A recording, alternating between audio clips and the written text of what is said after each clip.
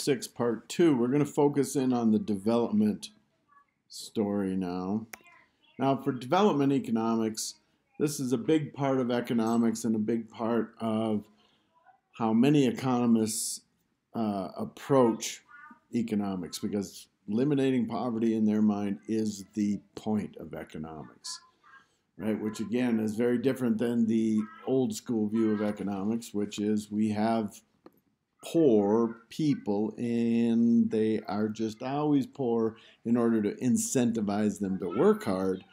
The idea is that we need to create, nowadays, the idea is that we need to create incentives, we need to create institutions to eliminate poverty, because no one should fall below the poverty line, because that is just inhumane, right? So the goal of development economics, and this is going to be a brief, quick run through. The goal is to explore how poor countries grow their own economies for greater prosperity. And the question is how to do this by increasing capital and increasing opportunities in poorer countries, both physical capital in terms of infrastructure, human capital in terms of education and health, and social capital in terms of institutions and property rights.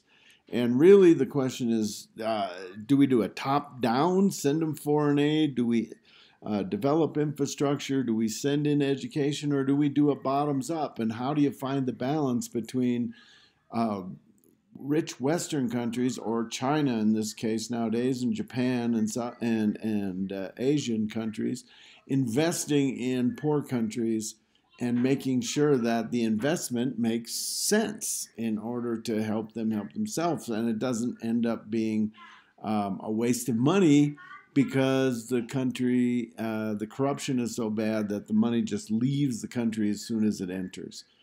And so how do you build it to be a top-down versus bottoms-up approach? And I'm going to kind of blow through this a little quicker. And when you think about development studies, you got to think about economics as a social system. And the social system has to be thought of this interplay between economics and social norms, right? The success or failure of development policies got to account for more than just prices and quantity and income. It also has to account for culture. It also has to account for how the indigenous or the native population, what their goals are. We just can't inflict, if that's the right word, our beliefs on them about what it means to have a good life. So what do we mean by development? It really boils down to well-being defined in terms of being well and having freedoms of choice. And we're trying to give you this idea of developing a system where you've got the capability so you can create your own opportunities. Try to remove the structural discrimination, try to remove the barriers, try to figure out how corruption can be addressed. And, we're focused again on GDP, because that's the thing we can measure, and income per capita. And we're also trying to measure notions of well-being or happiness more broadly defined. But economists do not have the silver bullet on happiness, that's for sure. All right, so what do we mean by development? Sustenance, your ability to meet basic needs, self-esteem, to be a person, and freedom from servitude. So this freedom to choose, the ability to choose. And the correlation of these three core values with levels of income are typically pretty good. The richer you are, the more you have the ability to meet your basic needs, the more you're a person, and the more freedom you have to choose. So what causes what?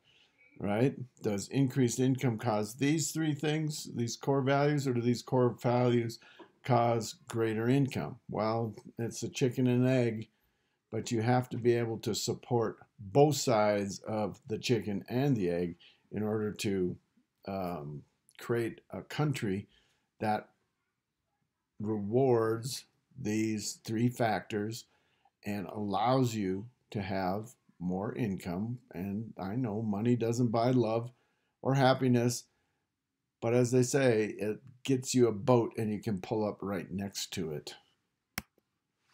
All right, so income and capabilities. And so if we're increasing levels of income, we're usually associated with changing capabilities, right? Public and private provision of resources towards these needs. And you're trying to tackle corruption and leakage of money from the country you're trying to help, and accountability. And these growth related factors we talk about, but they can be effectively undermined by the people who are in power in the country you're trying to help. No doubt about that. Again, here's the different graph with the same idea. Happy and income per capita, and you can see that again, the less income per capita, the less percent happy or satisfied. And so this is a relationship, again, the inverse of what we saw before with the unhappiness index. So what do we again mean by development? A central role of women, especially in poorer countries. When you are handicapping by rules and by institutions half the population, half the brain power, you're not doing yourself any favor. So making women a central part of the economy is just an absolute fundamental part of this, right? So we're trying to increase the availability of life-sustaining goods, raise the levels of living, and expand your choices. Again, these freedom issues are associated with it. And the social choice is really associated with health and education and getting young girls into school and making sure that the family has good medical care.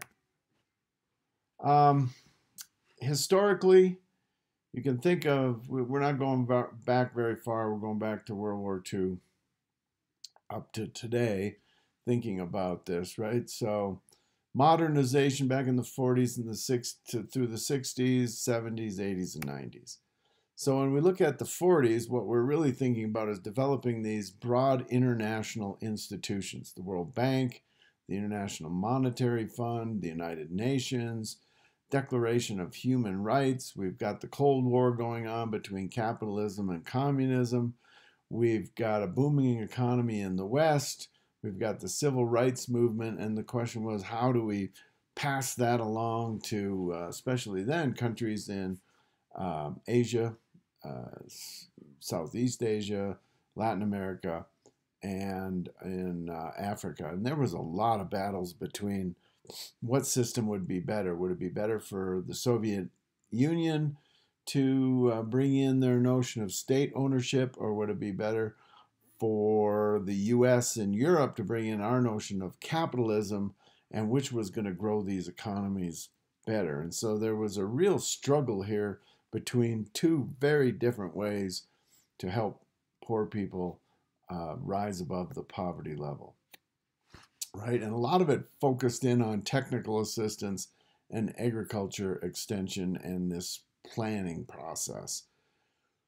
Well, the problem here was, you end up trying to force your technology and your approach to solve problems on local populations with mixed success, right? And you tied your aid that you were sending to specific outcomes.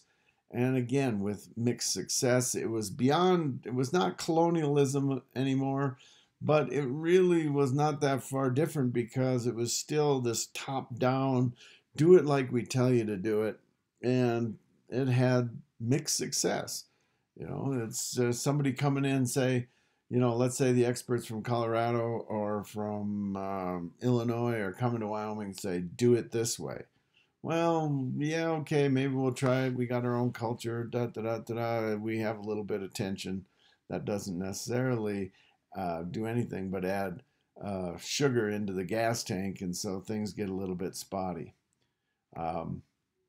The typical programs were loans, grants, a lot of agriculture extension, a lot of volunteers, a lot of financing for infrastructure projects and food and commodity aid.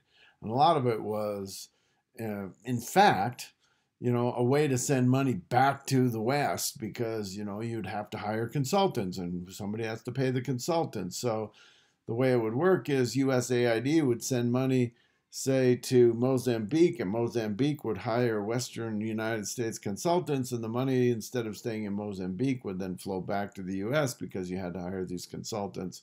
So there was an issue. I mean, it was well intended, but there were some unintended consequences. Right? In the 70s, we kind of moved to this idea of humanization. Rather than just throwing technological solutions at it, rather we tried to make this argument that if you're poor, you're still deserving of an approach to be treated like a human rather than just an engineer and dumping new technology on you and just try to figure this out. Okay, so then the question became, well, are we just sort of setting up dependence, right? By just sending foreign aid, we're not really solving the problem. We're just sending money to them, and now the poorer countries are just using that money and asking for that money because they become dependent on that money. And then the people who were smart enough to figure out how to leave left, right? Because we started to have more mobility and more education, and you'd have a brain drain because why should I stay in my country when I can see the top income level is, say, $100,000 per year, and I could go to the West somewhere, I could go to Europe, I could go to the United States, and I could make $1 million a year based on my brain power. So there was a real problem of the brain drain, as it was called, as the smartest and the brightest left the countries that needed them the most, their own countries. So the typical programs here, you can see they're similar again, loans and grants, and trying to develop capacity, especially education. But the idea of the humanization is to add the local voices rather than a tops down. Now we're doing bottoms up and tops down, trying to find a way to include local cultures with this Western, Eastern view of how things should operate. The neoliberalism and restructuring in the 80s and 90s economies, there was some slowing and there was these shocks, and there was Cold War was really reaching a crescendo here of which way was the best way to structure an entire economy. And the tensions between these neoliberals and thinking again about versus the progressives, where the progressives were really again pushing the key role of gender, pushing the idea of health, pushing the idea of education, pushing corporate social responsibility. It's a right-based system. And again, the progressives were really pushing for a bottoms-up approach. And the prime example of this is down there at the bottom, the Grameen Bank. And this Grameen Bank is an idea of microfinancing. I'm going to skip this for a sec. So the history of the Grameen Bank. And the idea of the Grameen Bank was, instead of this typical banking structure like we have in the US or in the West, where you go in and you basically have a business proposal and you have to have some capital to put up to get a loan, to get more capital. The idea of the Grameen Bank was a little different. Professor Yunus won the Nobel Prize, Peace Prize, for this idea of the Grameen Bank. And so it was targeted at rural poor, and it was a banking service, but it was quite different. So the idea was to stop exploitation of the poor by the middlemen, the money lenders, right? And to create self-employment, and he was running this in Bangladesh. and especially to get women involved, the ones who are most disadvantaged, disenfranchised, and reverse this vicious cycle here of low income, low savings, low investment into low income, injection of credit, investment, more income. Now, how it would work is 5 of us would come into the bank, and we say the group of us 5, we each wanted a new sewing machine. Well, what would happen is the bank would listen to our strategy and they would give a loan for one of the 5 to buy a sewing machine. Now, once that one person got a sewing machine and started making clothes or whatever they were using the sewing machine for and made enough money to pay back the loan, then the second person got a loan to buy a sewing machine.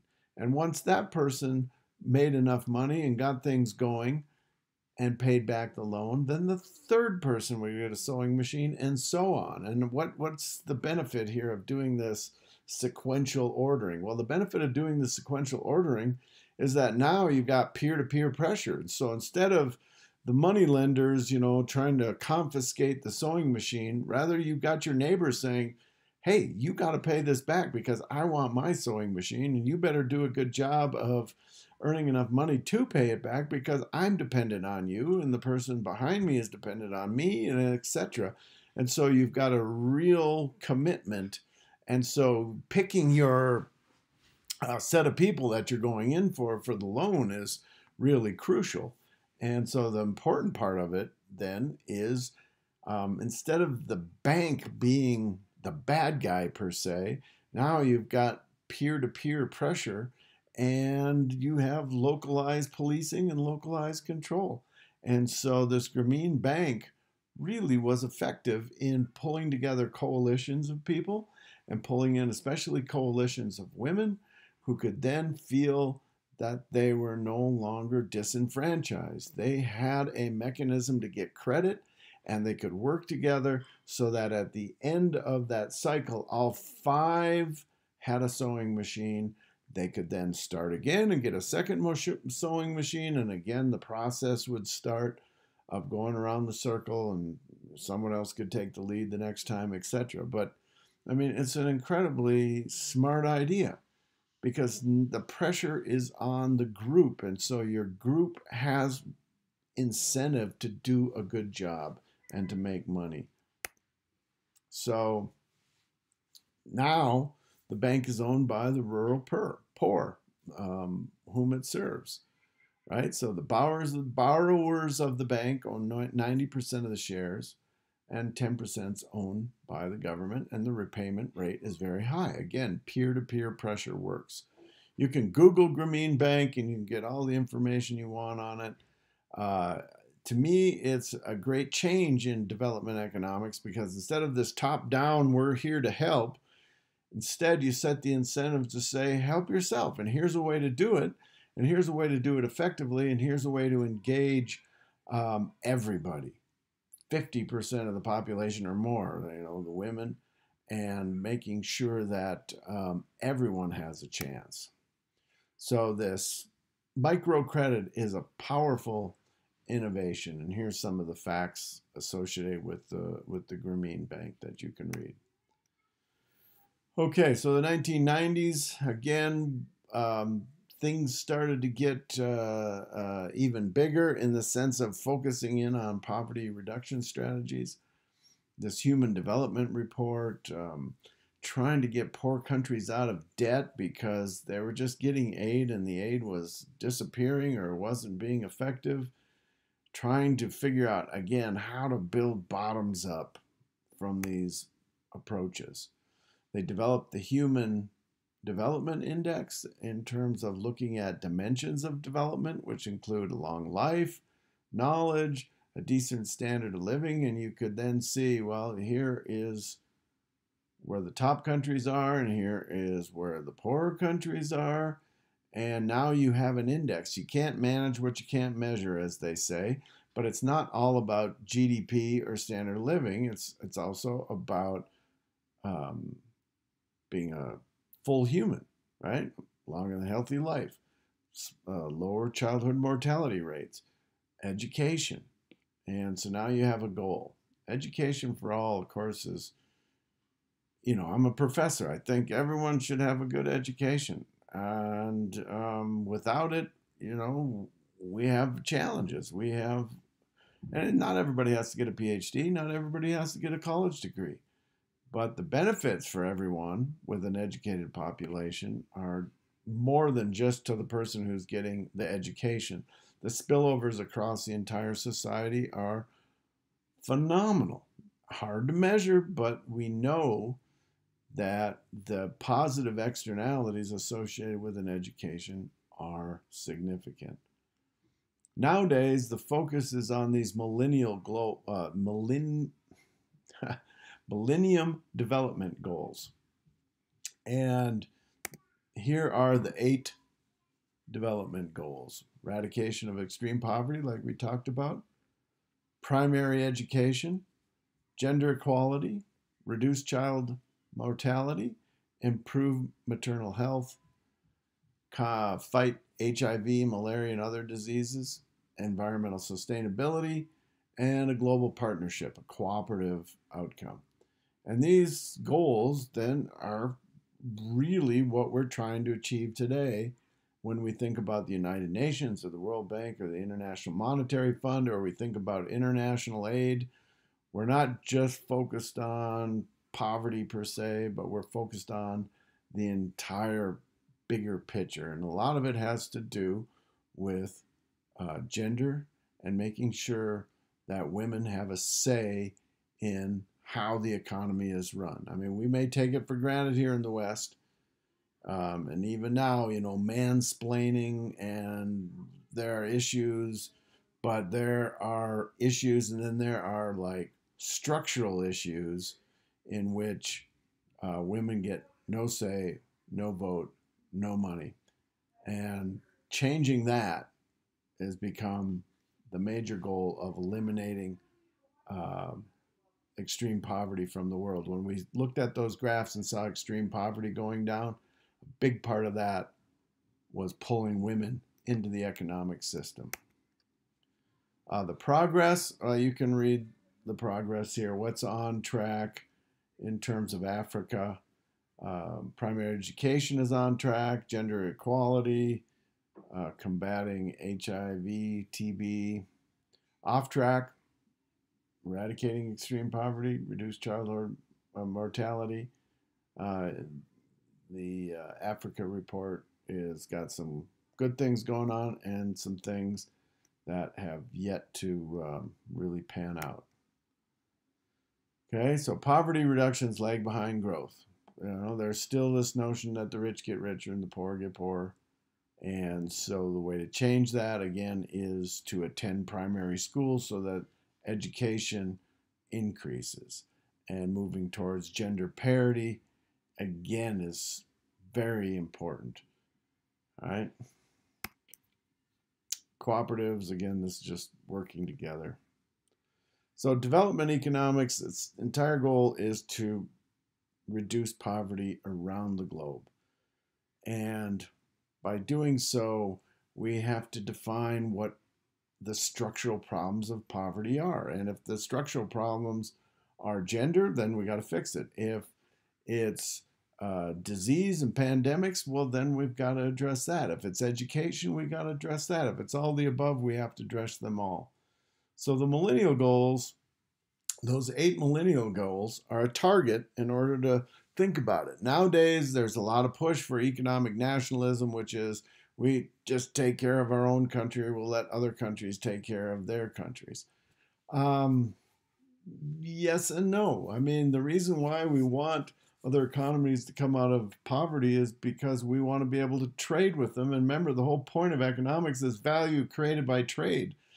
The more we're able to trade globally, the more value we create, the more the standard of living goes up.